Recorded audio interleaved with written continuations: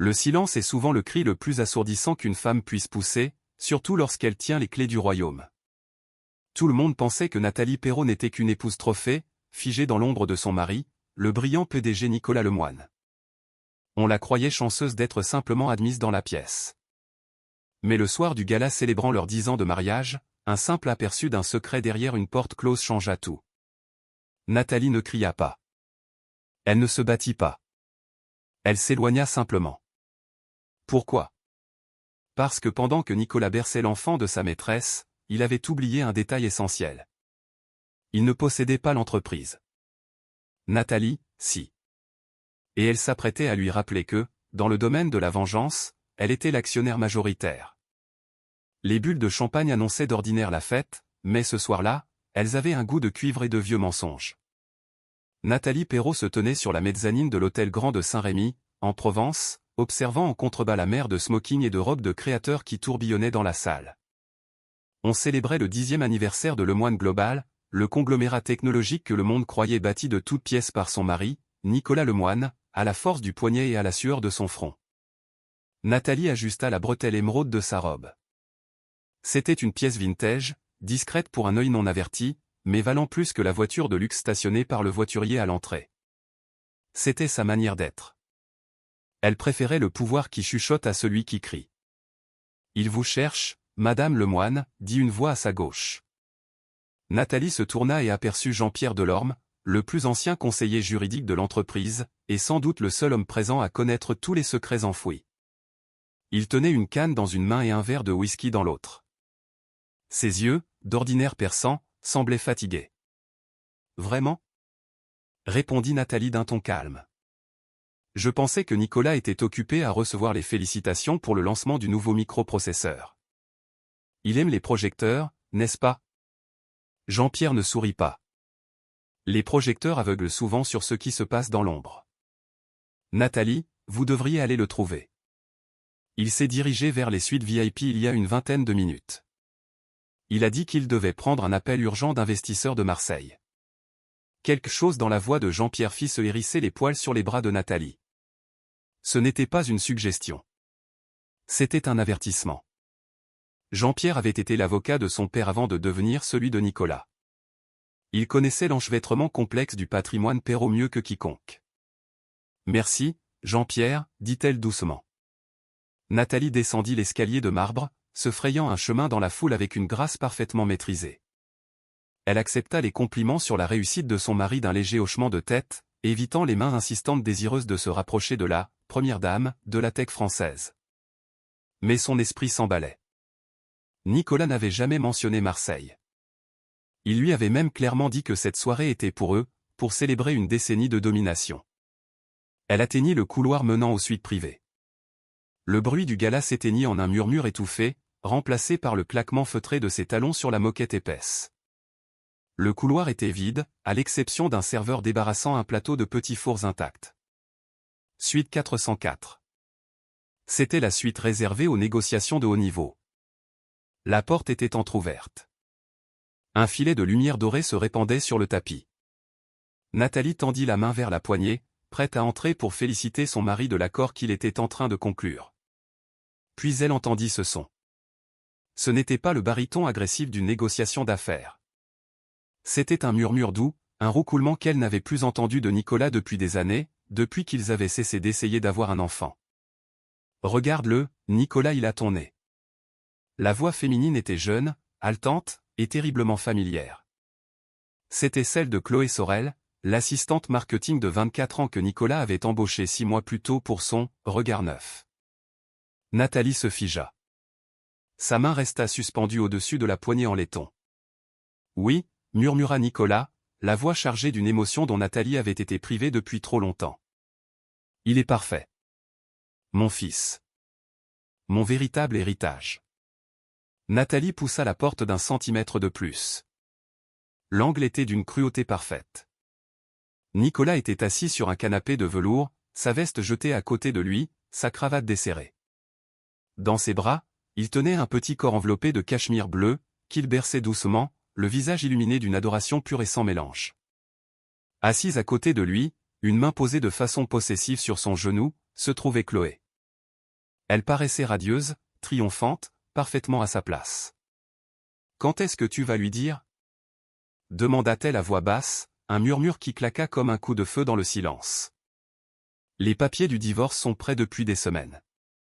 Tu me l'as promis. Maintenant que Léo est là, on ne peut plus vivre dans l'ombre. Je veux que mon fils ait son père. » Nicolas soupira, changeant le bébé de bras. Ce devait être ce soir, Chloé, mais le cours de l'action a atteint un record. Si j'annonce le divorce maintenant, le conseil risque de s'inquiéter. J'ai besoin d'assurer le vote la semaine prochaine. Une fois que j'aurai le contrôle total du conseil, je la larguerai. Nathalie est utile pour l'image, mais elle est stérile. Et un homme comme moi a besoin d'un héritier. Un baron. Le mot frappa Nathalie plus violemment qu'un coup physique. Ils avaient essayé pendant des années. Les médecins parlaient d'infertilité inexpliquée des deux côtés, liée au stress. Mais Nicolas en avait fait une arme. Elle le vit embrasser le sommet du crâne du bébé, puis se pencher pour embrasser Chloé. Ce n'était pas un simple baiser. C'était celui d'un homme qui avait déjà tourné la page. Un homme qui avait construit une seconde vie sous le nez de la femme qui repassait ses chemises et gérait son agenda social. La rage, brûlante et liquide, s'enflamma dans la poitrine de Nathalie. Elle eut envie de défoncer la porte, de hurler, de renverser la table, de réduire en miettes ce bonheur domestique volé. Elle voulait le détruire. Mais Nathalie Perrault n'était pas une femme qui faisait des scènes. C'était une femme qui élaborait des stratégies. Lentement, elle sortit son téléphone de sa pochette.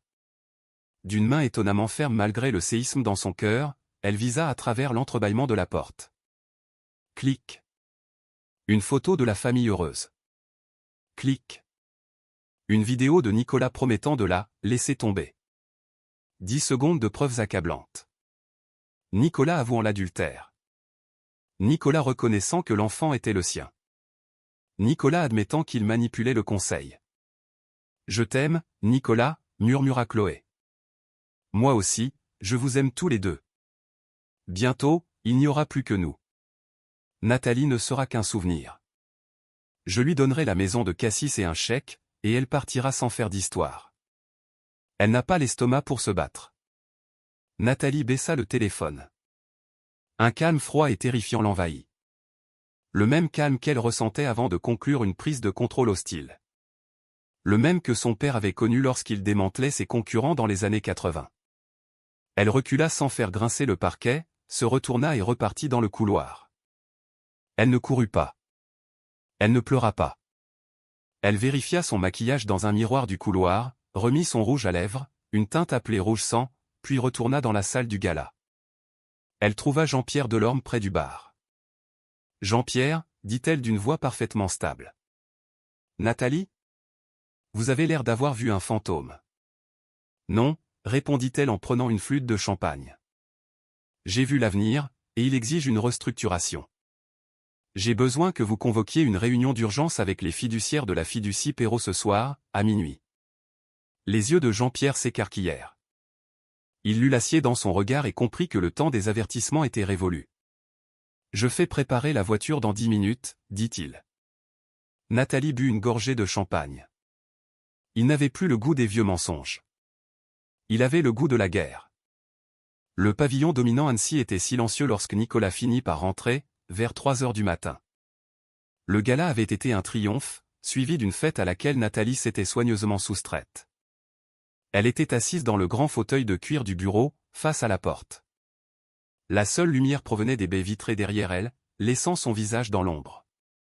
Nicolas sursauta en allumant. « Mon Dieu, Nathalie, tu m'as presque fait une crise cardiaque. Pourquoi tu es assise dans le noir ?» Il sentait le whisky et ce parfum vanillé écœurant que Chloé portait. Il desserra sa cravate, la même qu'elle l'avait vue porter en tenant son fils secret, et la jeta sur le bureau. « Nous devons parler, Nicolas, » dit Nathalie Perrault.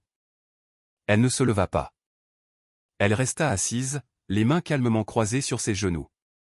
Nicolas Lemoine grogna en se frottant les tempes.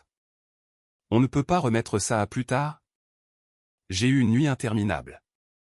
Les investisseurs buvaient mes paroles. Pas grâce à toi, d'ailleurs. Où es-tu passé ? Ça faisait mauvais effet. Ma femme qui disparaît pendant le toast. Je ne me sentais pas bien, répondit-elle avec un mensonge parfaitement lisse. Quelque chose que j'ai vu ne m'a pas réussi. Nicolas ricana et se dirigea vers le meuble-bar pour se servir un dernier verre. Tu es toujours trop sensible. Tu vas devoir t'endurcir si tu veux rester à mes côtés pendant cette phase d'expansion. C'est de ça qu'il s'agit? Demanda Nathalie. D'expansion? Nicolas se figea une fraction de seconde, les pinces à glaçons suspendues au-dessus de son verre. Il se tourna vers elle, un masque d'agacement glissant sur son visage. Qu'est-ce que ça veut dire?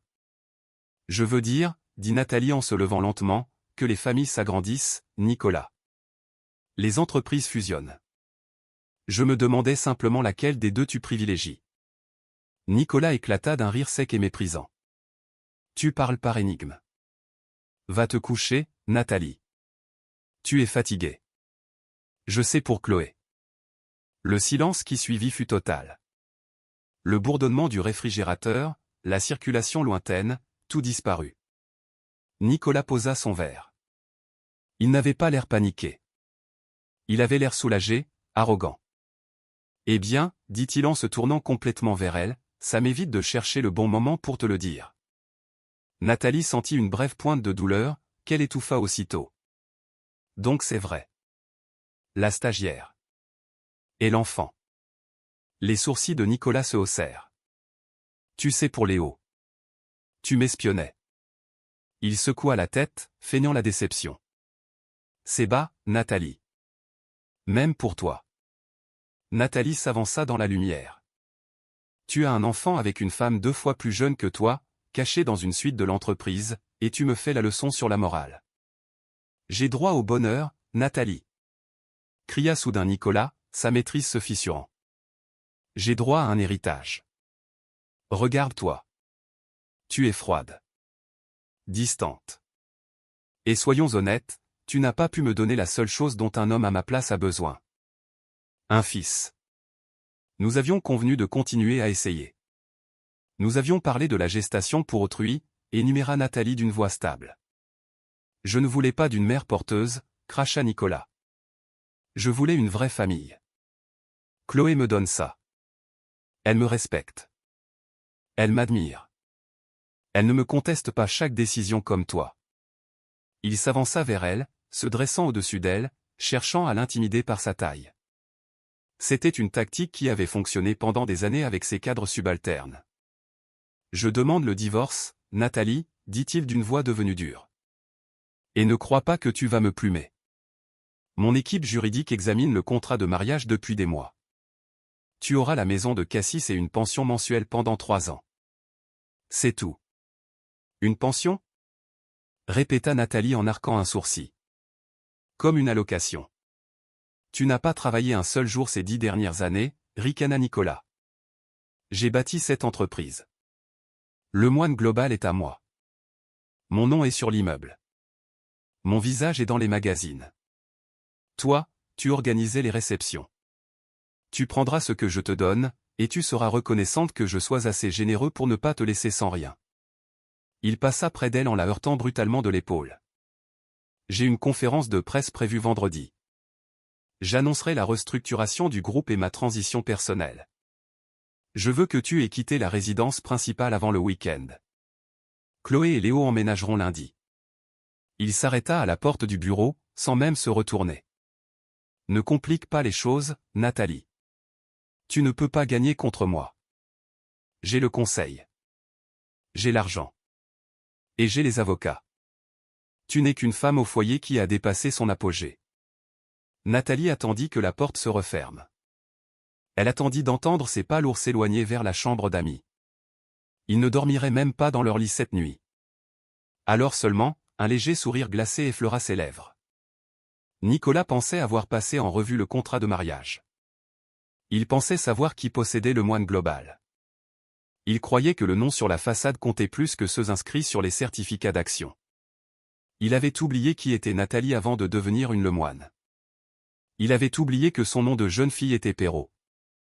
Et il avait surtout oublié les clauses précises de l'accord de sauvetage d'urgence qu'elle avait signé 5 ans plus tôt, lorsque son génie avait presque mis l'entreprise en faillite. Elle prit son téléphone et appela Jean-Pierre Delorme. « Il a mordu à l'hameçon, dit-elle. Il croit qu'il me licencie. »« Et les documents ?» demanda Jean-Pierre à l'autre bout du fil. « Lâchez le kraken, Jean-Pierre, » répondit Nathalie en regardant l'emplacement vide où se trouvait autrefois leur photo de mariage. « Avancez la réunion du conseil à demain matin, 9 heures précises. Et assurez-vous que l'équipe de sécurité soit présente. J'ai le sentiment que l'ancien PDG va faire une scène lorsqu'il découvrira qu'il est en infraction. » La salle du conseil de Lemoine Global était une forteresse de verre et d'acier, suspendue à 50 étages au-dessus de la ville. Elle avait été conçue pour intimider, avec une longue table en acajou lustrée comme un miroir sombre et des baies vitrées offrant une vue panoramique sur l'empire que Nicolas Lemoine croyait diriger. À 9h05, les doubles portes s'ouvrirent brusquement. Nicolas entra d'un pas assuré, irradiant une énergie agressive. Il avait bien dormi dans la chambre d'amis, porté par l'adrénaline de sa renaissance imminente. Il portait son meilleur costume bleu marine, une cravate de pouvoir et une Rolex valant plus que la maison de la plupart des gens. Mais il n'était pas seul. Un pas derrière lui avançait Chloé Sorel. Elle portait un tailleur pantalon blanc à l'allure dangereusement nuptiale et poussait une poussette haut de gamme, élégante. L'audace était sidérante. Nicolas n'amenait pas seulement sa maîtresse au bureau. Il amenait sa famille illégitime à une réunion du conseil d'administration. « Bonjour à tous », lança-t-il d'une voix qui résonna contre les parois de verre. « Désolé pour ce léger retard. Je devais m'assurer que mes invités soient installés. » Il s'interrompit net. D'ordinaire, les administrateurs se levaient à son entrée. D'ordinaire, le siège en bout de table restait vide, attendant qu'ils prennent place. Aujourd'hui, la salle était plongée dans un silence mortel. Les 12 membres du conseil, des figures de l'industrie comme Jacques Morel et Monique Roussel, étaient déjà assis. Ils ne levèrent pas les yeux. Tous regardaient la personne installée à la tête de la table. Nathalie. Elle portait une robe noire parfaitement coupée, semblable à une armure. Ses cheveux étaient tirés en arrière en un chignon sévère et élégant. Elle n'avait pas l'air d'une épouse bafouée. Elle avait l'air d'un juge.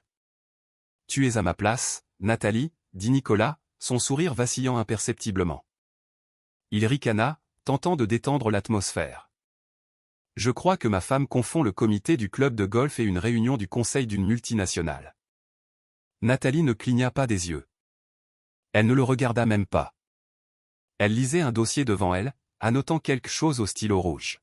« Nathalie. » aboya Nicolas, la patience à bout. « Lève-toi. Nous avons des affaires sérieuses à traiter.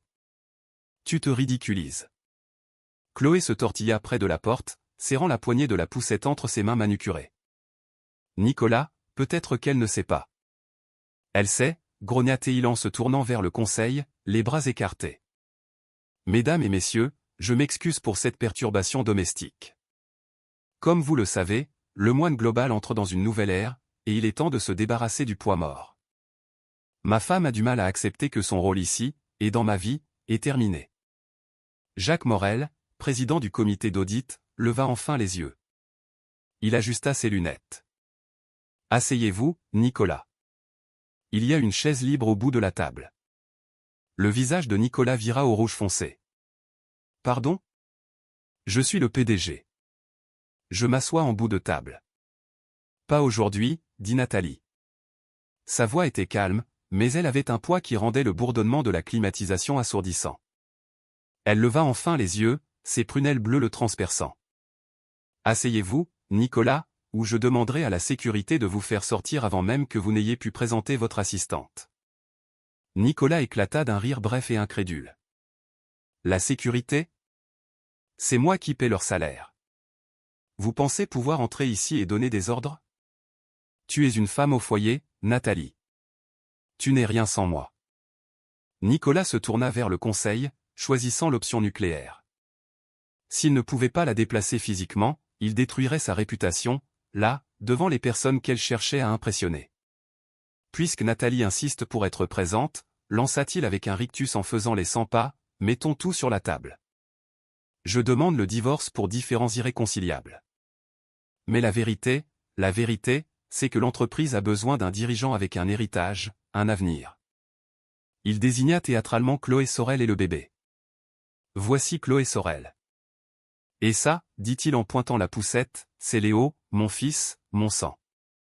Un souffle parcourut la salle, non pas de surprise, mais d'horreur scandalisée. J'ai un fils, continua Nicolas, la voix gonflée d'une fierté frénétique, un héritier biologique. Nathalie en a été incapable. Et même si je plains sa déficience, je ne peux pas laisser le moine global en souffrir. J'engage une restructuration. Chloé deviendra la nouvelle directrice de la communication pour gérer la transition. Nathalie quittera immédiatement son poste honorifique au conseil de la fondation caritative. Il sortit une grande enveloppe Kraft de sa serviette et l'abattit sur la table en acajou. Voici les papiers du divorce, Nathalie. Considérez-vous signifié. Maintenant, dégagez de mon fauteuil. Nicolas resta là, le torse soulevé par sa respiration, attendant des applaudissements, attendant ce signe d'approbation de la part des hommes qui comprenaient que les affaires étaient une guerre et que la lignée était tout. À la place, le silence s'étira, tendu comme un fil. Chloé regarda autour d'elle, nerveuse. Nicolas, pourquoi ils ne disent rien? Nathalie referma le dossier qu'elle lisait. Le claquement fut sec, tranchant. Tu as fini? Demanda-t-elle. J'en ai fini avec toi, cracha Nicolas. Bien, dit Nathalie. Elle fit un signe à Jean-Pierre Delorme, assis à sa droite.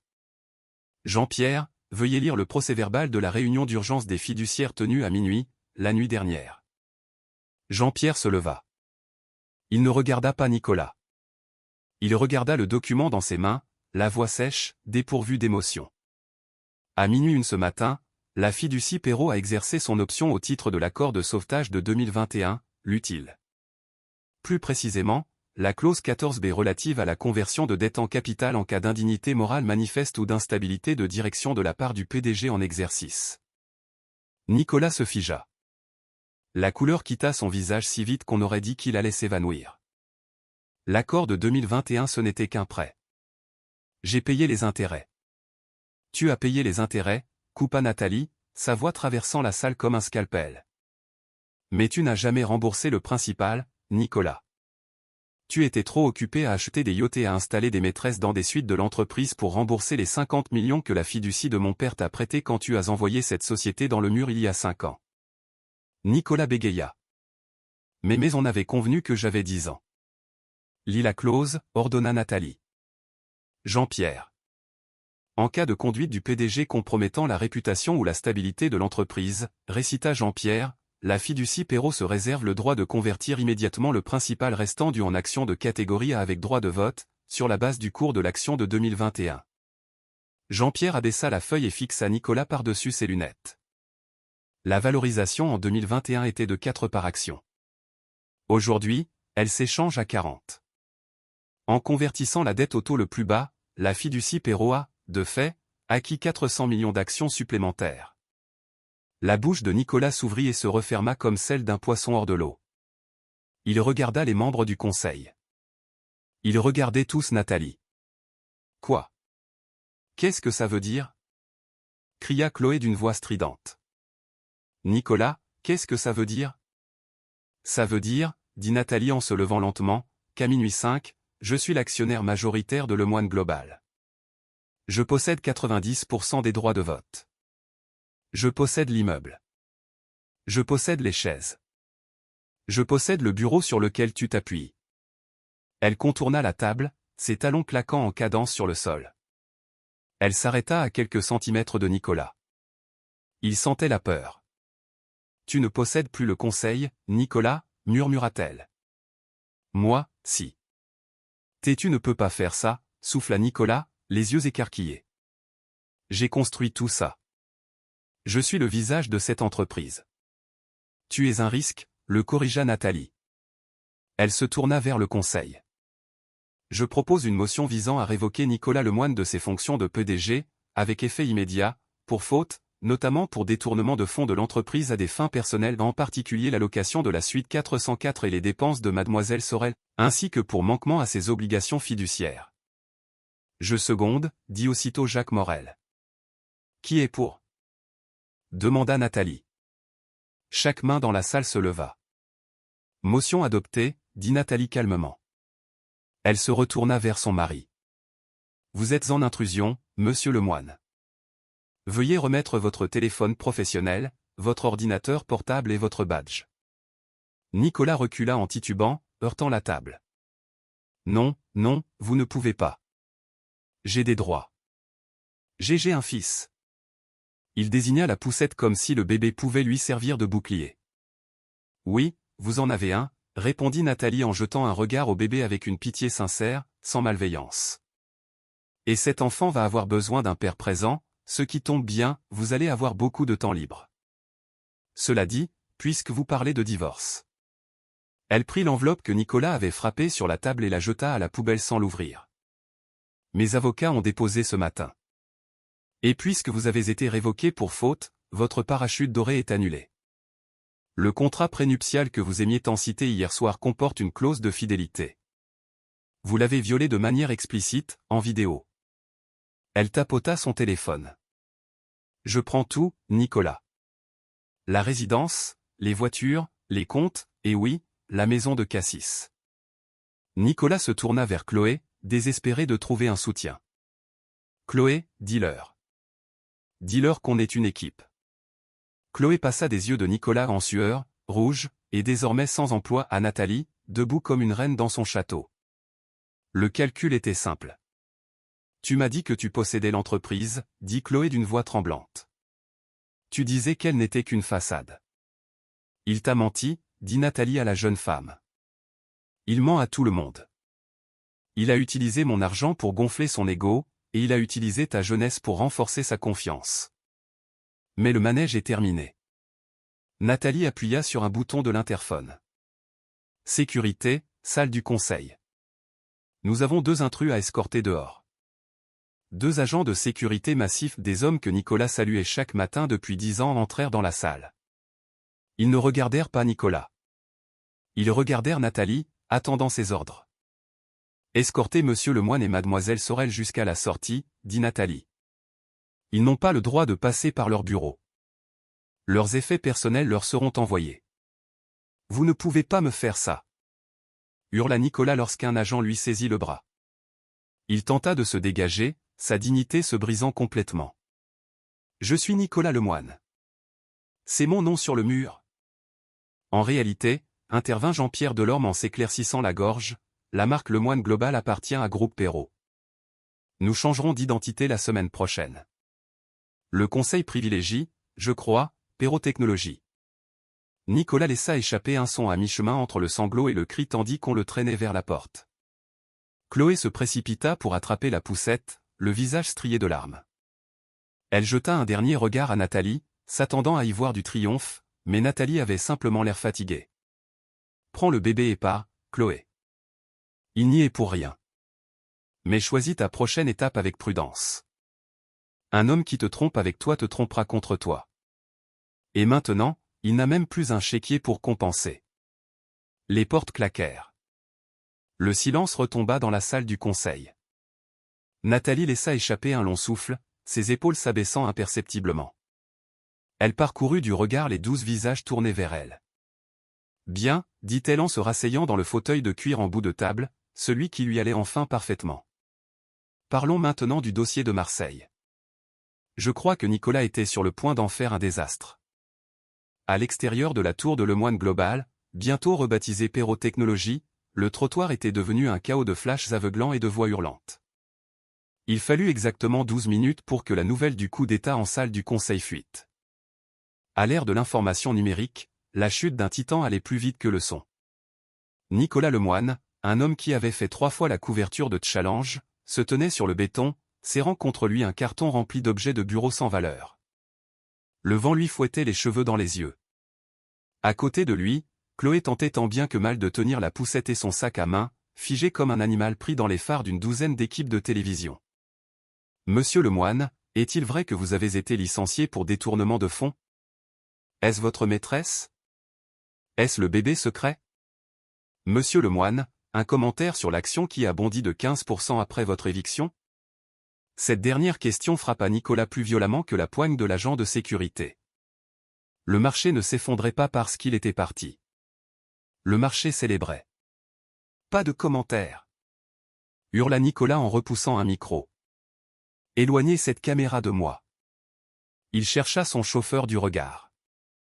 Sa berline noire, habituellement stationnée juste devant, moteur tournant, prête à l'emporter, était bien là. Mais lorsqu'il tendit la main vers la poignée, le verrou se referma avec un claquement sec.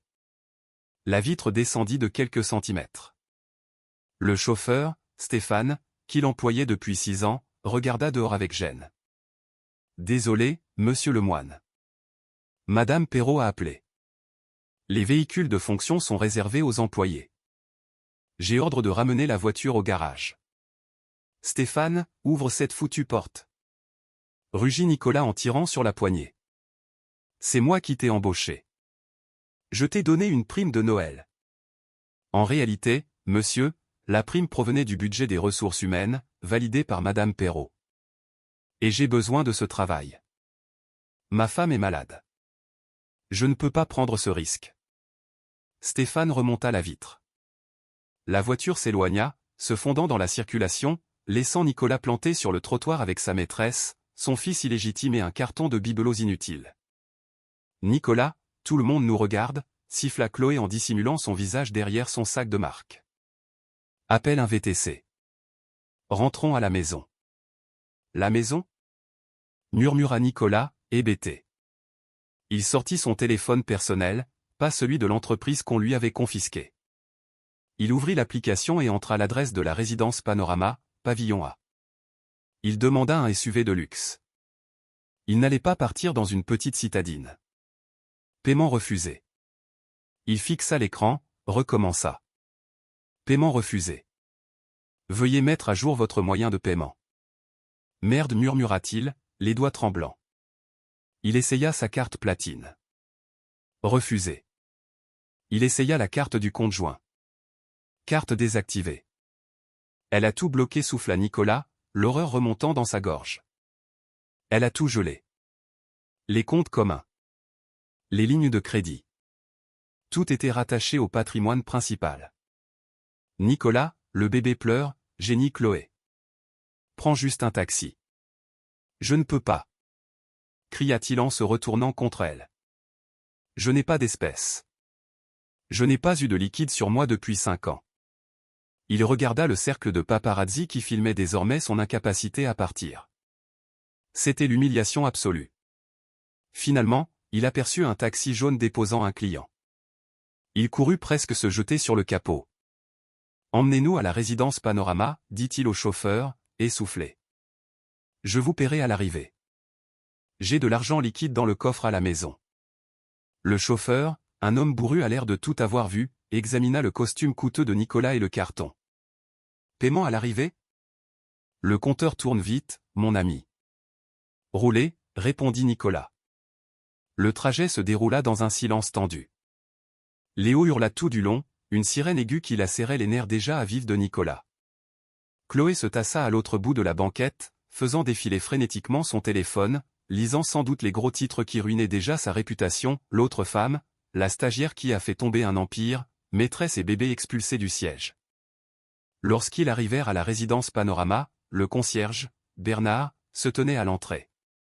Il avait salué Nicolas chaque soir pendant des années. Aujourd'hui, il avait les bras croisés. « Bon après-midi, monsieur Lemoine », dit-il en bloquant la porte tournante. Bernard, « Parfait, vous êtes là », dit Nicolas en fouillant son portefeuille avant de réaliser qu'il était vide. « Payez le taxi, voulez-vous ? Je vous rembourserai depuis le coffre-fort à l'étage. »« Je ne peux pas faire ça, monsieur », répondit Bernard, impassible. « Et je ne peux pas vous laisser entrer. Madame Perrault enfin, Madame Lemoine, a contacté la gestion de l'immeuble il y a 1 heure. Elle dispose d'un bail exclusif sur la résidence. Les serrures ont été reprogrammées.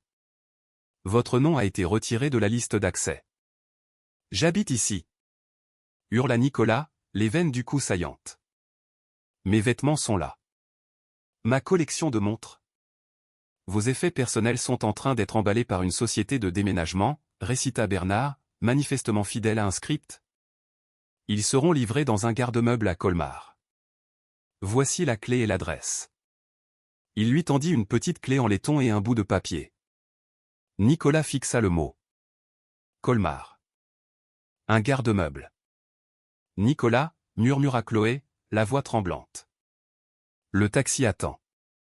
Le compteur tourne toujours. Nicolas regarda le chauffeur, qui sortait la tête par la fenêtre, une barre de fer à la main, manifestement à bout de patience. Il regarda l'immeuble de luxe dont il était désormais exclu. Il regarda Chloé. Puis il ôta sa Rolex. C'était une Submarinée valant 15 000 €. Il l'attendit au chauffeur. Prenez ça. Ça vaut plus que votre voiture. Emmenez-nous dans un hôtel. N'importe lequel. Nicolas, c'était ta montre préférée, chuchota Chloé.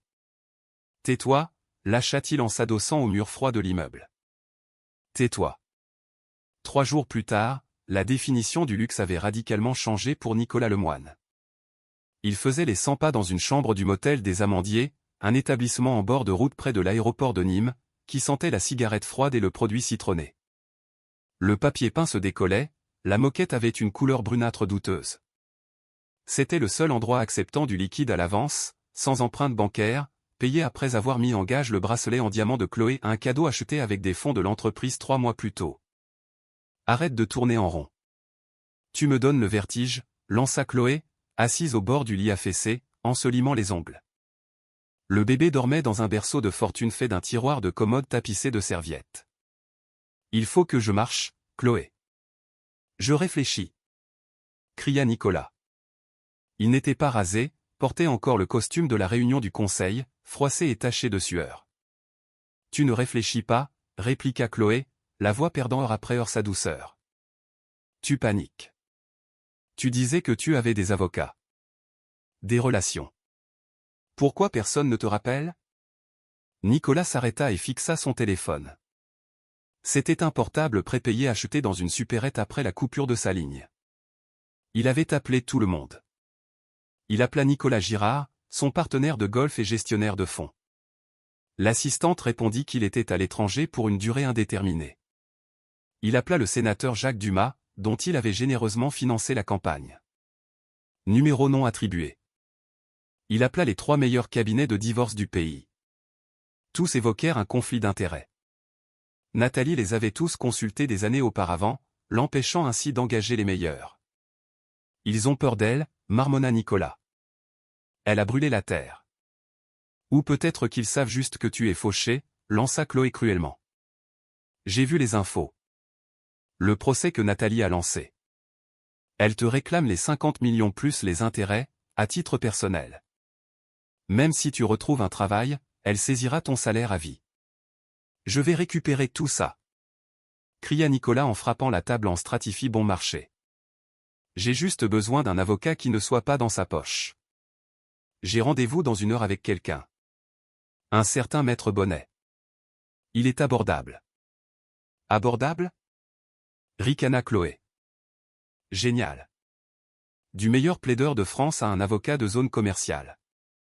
Nicolas l'ignora, attrapa sa veste. Surveille le bébé.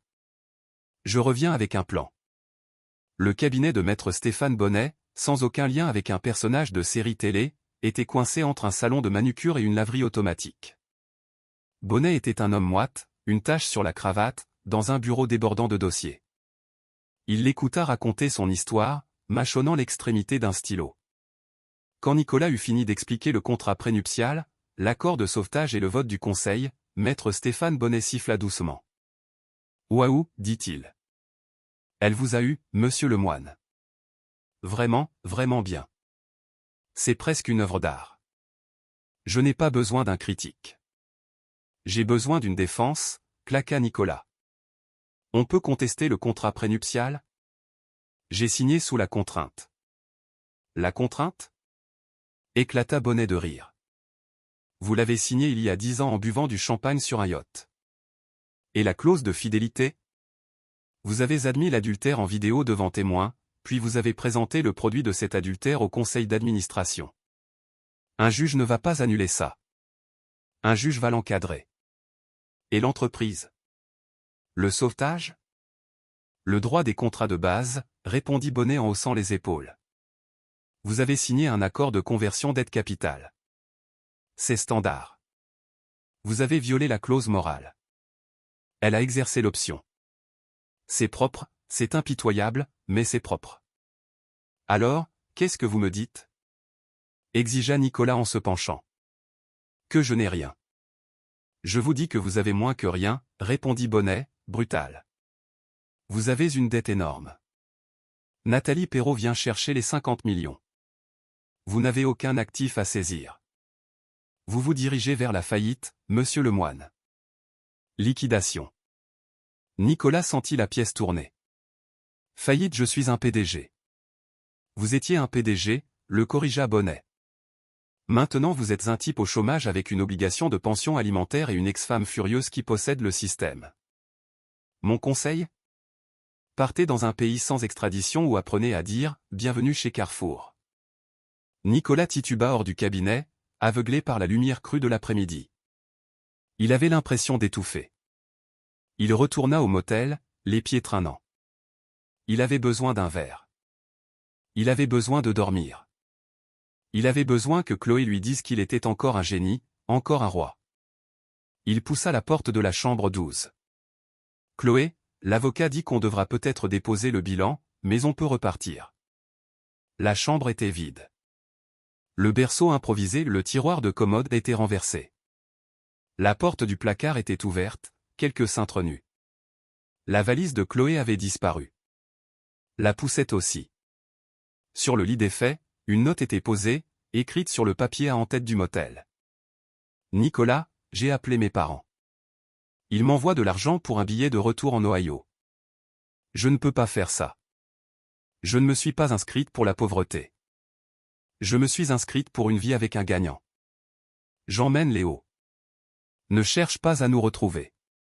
Franchement, tu ne peux pas te permettre la pension de toute façon, alors considère ça comme un service. Bonne chance avec Nathalie. Tu vas en avoir besoin. Chloé. Nicolas resta à fixer la note. Il la laissa tomber et la regarda voltiger jusqu'à la moquette sale. Il était seul. Plus de femmes. Plus de maîtresses. Plus de fils. Plus d'entreprises. Plus d'argent. Il s'assit au bord du lit et enfouit son visage dans ses mains. Pour la première fois de sa vie, Nicolas Lemoine pleura non pas pour sa famille, mais pour lui-même. Son téléphone vibra. Une notification d'une application d'actualité, Flash, Perrot Technologies annonce des bénéfices records au T3 sous la nouvelle direction. Nathalie Perrot nommée femme d'affaires de l'année. L'action atteint un sommet historique. Nicolas jeta le téléphone contre le mur. L'écran éclata en une toile d'araignée de fissures, à l'image de sa vie. Mais même avec le téléphone brisé, il ne pouvait pas échapper à la vérité. Il avait bâti un château de cartes sur une fondation d'arrogance, et Nathalie venait de souffler dessus. 6 mois avaient passé depuis le coup d'État en salle du Conseil qui avait secoué le quartier financier. La neige de l'hiver avait fondu, révélant un printemps qui appartenait entièrement à Nathalie Perrot. Lemoine Global n'était plus qu'un nom mort, effacé de la façade de l'immeuble. C'était désormais Perrot Technologies, et sous la direction directe de Nathalie, l'action s'était stabilisée puis avait explosé.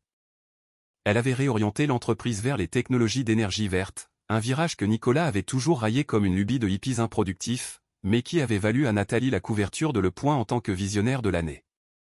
Ce soir-là avait lieu le gala célébrant le changement d'identité de l'entreprise. Par ironie, Nathalie avait choisi de l'organiser à l'hôtel Grand de Saint-Rémy, l'endroit même où son mariage s'était brisé dans un couloir, 6 mois plus tôt. Elle sortit de sa limousine, aveuglée par les flashs. Elle portait une robe argentée, fluide comme du métal, et ressemblait en tout point au titan de l'industrie qu'elle était née pour être. Elle ne chercha pas son mari dans la foule. Elle n'en avait pas besoin.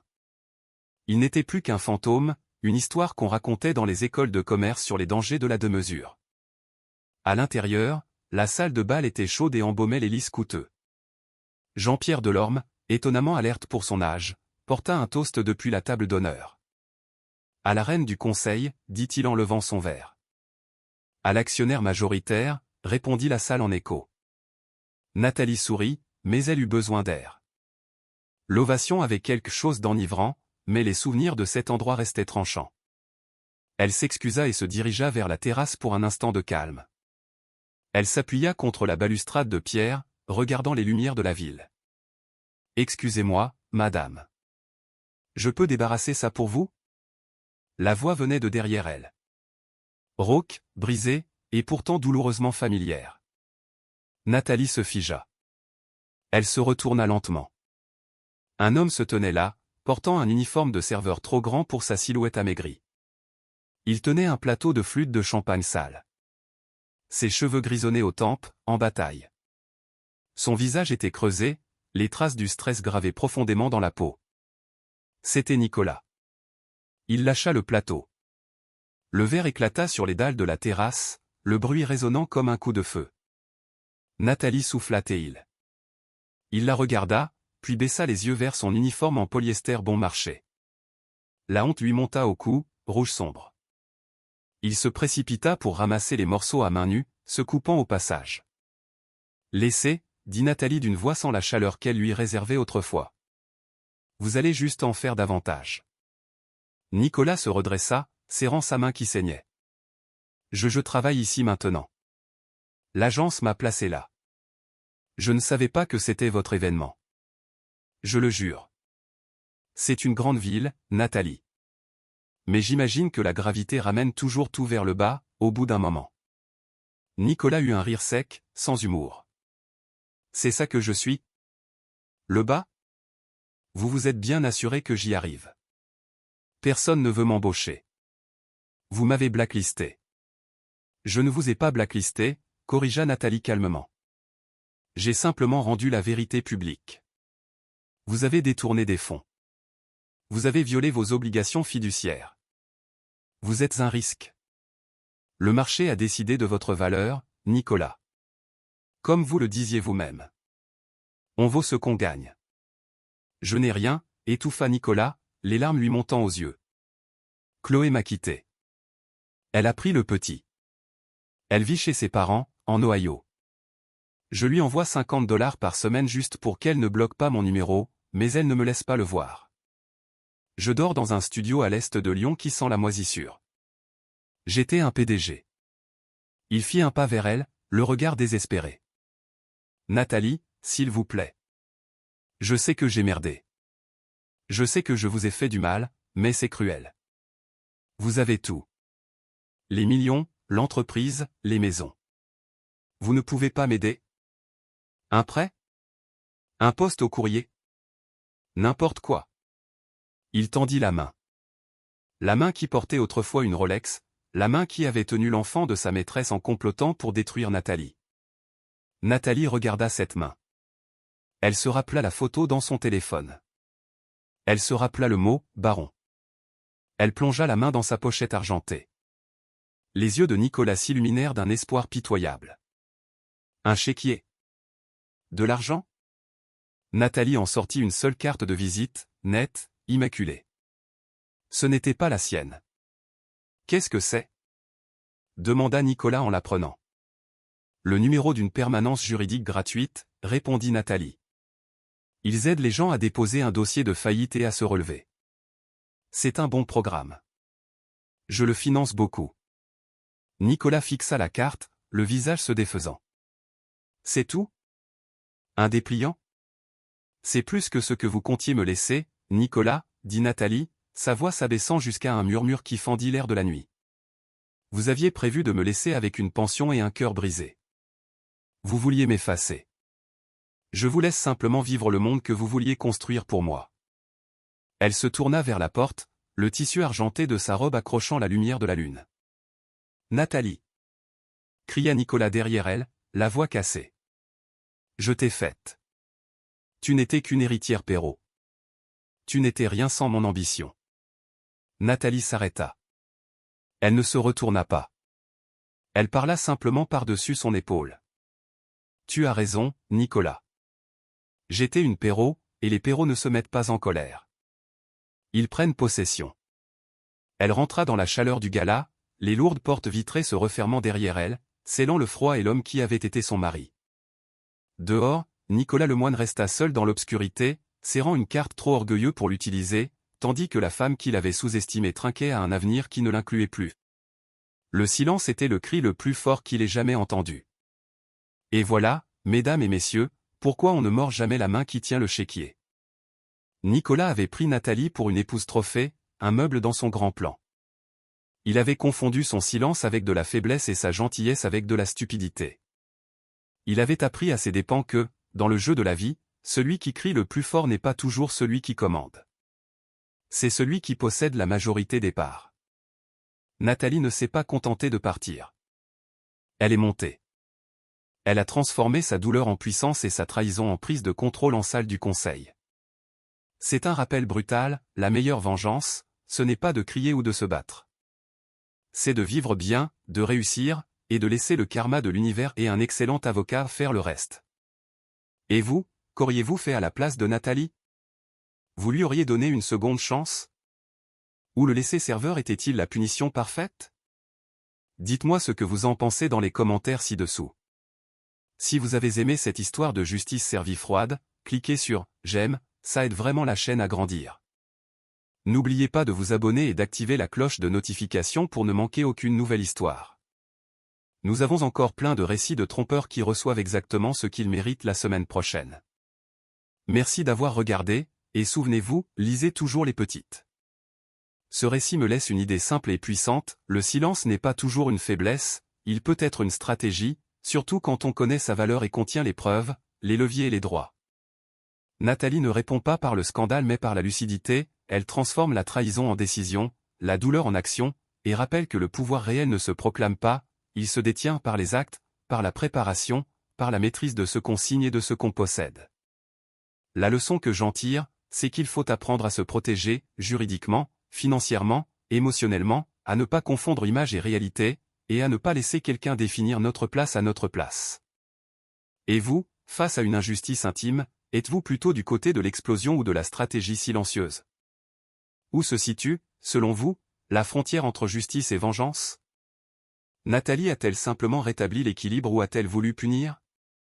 Et si vous étiez à sa place, quelle décision aurait le mieux respecté votre dignité, pardonner, partir, ou reprendre le contrôle?